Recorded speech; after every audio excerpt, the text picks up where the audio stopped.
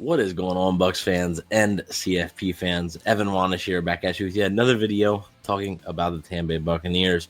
And today we're going over betting the Bucs Week 4 edition against the Philadelphia Eagles. Now, last week, to recap, we ended up going 2-2 yet again, just narrowly missing a positive week. I think we had Tyrod Taylor over 200 passing yards. I think he finished with 197. So that shows you how close we were. Unfortunately, couldn't meet that. But that brings our overall record on the season to 6-6. And look, we got to get over 500 here, right? It's all right playing 500 ball for a little bit, but eventually you got to get over the hump. So let's hope that we can do that this week with 4 picks here in this game between two teams that are undefeated. They're going to be looking to stay undefeated, but only one's going to come out on top there. And let's get right into it. We're going to start off with an Emeka Egbuka anytime touchdown on DraftKings at plus 175 right now. Look, Emeka Egbuka did not score in week 3 against the Jets. The first time in his NFL career that he did not score in a game. So, the streak ended, I guess you could say, but he was on fire finding the end zone before that.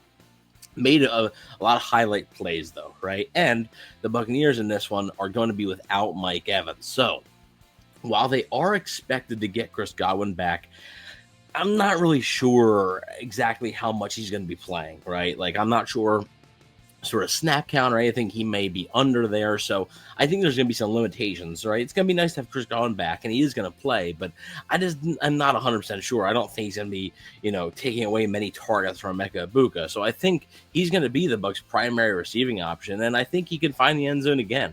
He's been a really, really good player right now, probably the front runner for Offensive Rookie of the Year. Hopefully he can keep it up, and he's got to keep making plays like he has the past 3 weeks in order to keep it up. So I think he's going to find a way to find the end zone in this one. Speaking of finding the end zone, I think Baker Mayfield actually throws 2+ touchdown passes in this one. I think I've taken this 3 straight weeks now. It didn't hit last week, had a couple opportunities, but unfortunately did not. It's at plus 131, and I really like that at plus money there.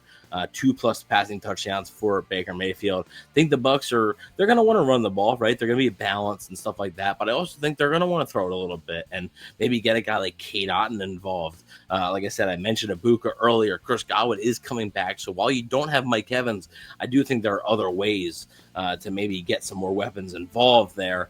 And with Tristan Wirfs returning, hopefully maybe that means that Cade Otton doesn't have to do as much, blocking wise or something like that. He can get more open in the receiving game there and maybe find the end zone. So I do like Baker Mayfield 2+ passing touchdowns there at plus 131.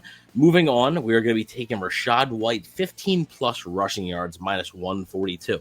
This seems pretty safe. I still think that Rachaad White's a focal point in this offense. I don't think he's taking a complete backseat to Bucky Irving. I do think Irving is going to share the majority of the snaps, but I've liked what I've seen from Rachaad White in limited action so far this season. So I think we could see a good bit of him.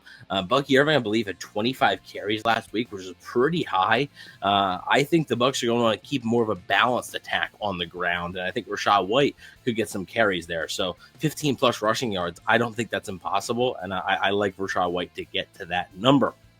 Now, with the Eagles prop that we are going to be taking is A.J. Brown over 4.5 catches at minus 138. The last 2 times the Buccaneers have played the Eagles, it has admittedly been without A.J. Brown, and it's affected their game plan a little bit for sure. So now they will have A.J. Brown back and healthy after he had a pretty big game against the Rams last week, really aided in that comeback that the Eagles had there to remain undefeated. A.J. Brown's been really good for the Eagles, and it's been an up-and-down season. Started off really slow in the first 2 weeks, but then sort of came alive last week, and I think the Eagles are going to want to keep that rolling. So I think they're going to target A.J. Brown early and often, and I do like him getting over 4.5 catches there, minus 138. I do like that number. You put it all together, it is plus 1,100. $10 pays 120. So just to recap, we are going to take an Emeka Egbuka anytime touchdown at plus 175.